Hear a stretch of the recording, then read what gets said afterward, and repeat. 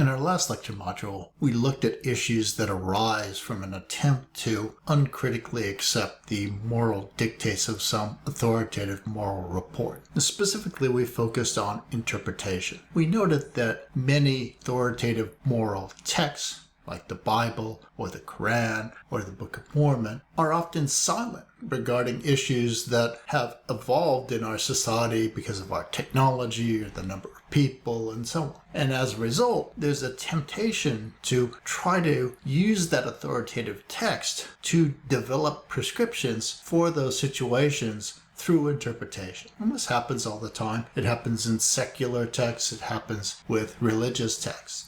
But the danger of interpretations is that they can be used as a vehicle through which a particular moral view gains the guise of an authoritative moral prescription when it really doesn't have that basis in the text itself, and it really hasn't gone through the process of giving and evaluating reasons or appealing to general principles. In this lecture module, we're going to turn our attention to a second issue that arises. And that issue is, if we're trying to uncritically accept the dictates of some authoritative moral report, what do we do when it appears that that report contains conflicting, inconsistent, or contradictory moral prescriptions? In our case study here is going to be the Ten Commandments. Now, people tend to think of the Ten Commandments as a paradigm case of unproblematic moral dictates from the Judeo-Christian God. Unfortunately, the Ten Commandments actually present an example of multiple conflicting reports. And as a result, we see that again, an independent knowledge of moral norms and moral reasoning is useful in trying to navigate a purported authoritative moral report when we discover that that report contains conflicting, inconsistent, or contradictory moral prescription. Now, you may say, look, Wallace, I've read the Bible, or I go to church on Sundays, and there's just one version of the Ten Commandments. This is some crazy philosopher's myth. But in fact, this is pretty standard biblical scholarship. You can read about it, if you want to, in the source that I've noted here at the bottom of this lecture slide. The person who is doing our speaking in these two slides is Gary Greenberg. And he's a biblical scholar, and like many biblical scholars, he argues that the Bible has several contradictory accounts of what laws the Israelites were given, how many they received, and where and when they got them. The traditional version of the Ten Commandments, according to this scholarship, was actually a pretty late invention.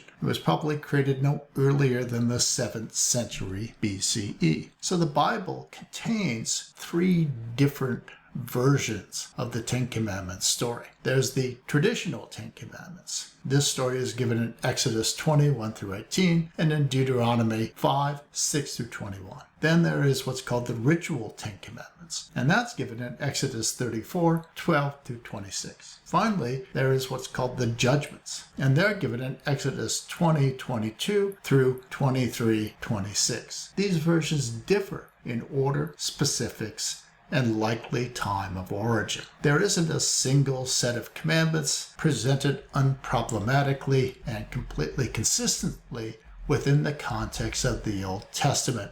Now you might say, well, hey, the Old Testament is the Old Covenant and the New Testament is the New Covenant, so what it says in the New Testament is what's really important. Or you might say something like, well, look, we accept the traditional Ten Commandments and these other commandments we don't recognize. And this brings us to our third and final interpretive problem. We'll begin our discussion of it in this module, and we'll finish it in the next module. So the final issue that we want to look at concerns dictates in the Bible that seem to run contrary to what many people currently think of as moral. Now, without a prior moral theory, one must seemingly accept each and every one of the dictates that we're going to look at as on equal footing with commandments like thou shalt not kill. And in fact, if we enforce these, there would be a significantly larger number of death penalties. There'd be dramatic changes in the way that we conduct society and so on. But in fact, individuals and societies, they just tend not to enforce all of the dictates from their authoritative moral sources. Rather, they tend to engage in selective adherence, picking and choosing among